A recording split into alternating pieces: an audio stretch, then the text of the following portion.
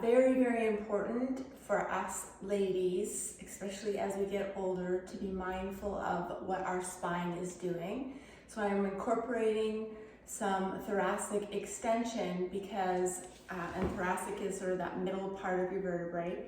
So we've got the higher part, the middle part, which is the thoracic, and then the lower lumbar part, and each part has a small curve.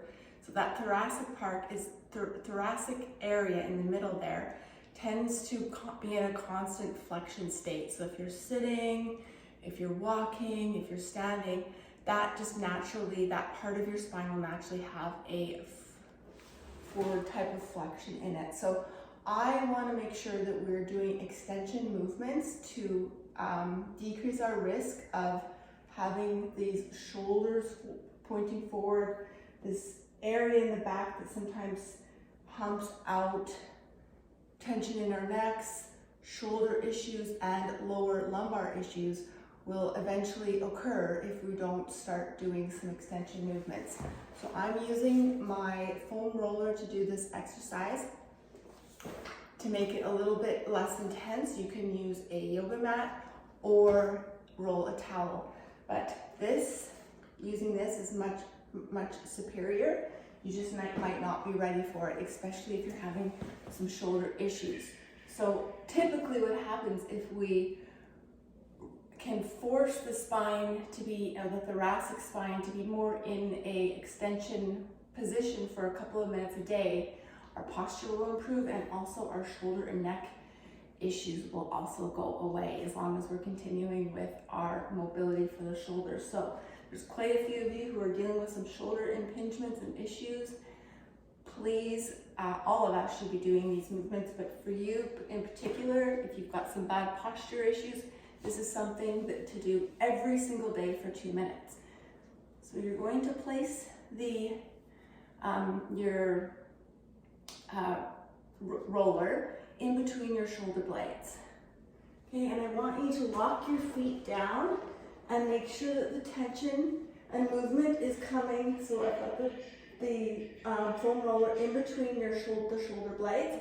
Okay. If you have a longer foam roller, now the other thing is if you have a foam roller that has a bunch of things sticking up, place a towel over top because you're not going to want those spiky things pushing into your back. So I'm going to anchor my feet and I'm going to keep my hips stable. So I don't want you to be flexing or extending your lumbar. I want you to be extending your thoracic, which is the middle part of your back. You're going to create some tension off your neck by gently handling or holding your neck with your hands. So don't be crunching like this. Keep your elbows back, and I just want you to make sure your hands are supporting your neck.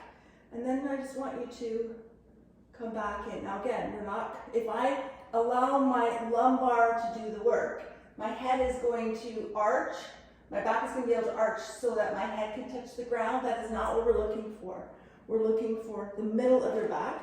So open, and that is literally, everyone will have a range of motion that they're comfortable with. So as soon as you start feeling a little bit of that extension in the middle part of your back, you want to come back up.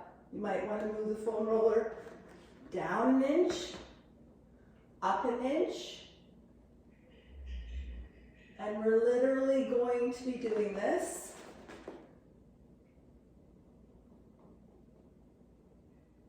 a couple of minutes every single day.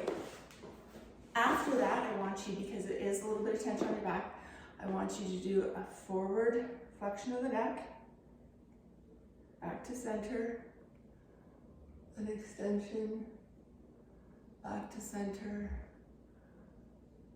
right flexion, back to center, left extension,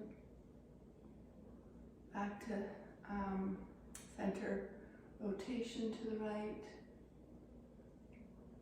slowly back to center, and to the left rotation. You might want to do that 2 times, nice and slow. I don't want you to do these neck circles anymore. So if your neck is tense, that's flexion, extension, flexion, flexion, rotation, obviously slowly and controlled. And that's something good to do after you do your thoracic extension movements, 2 minutes.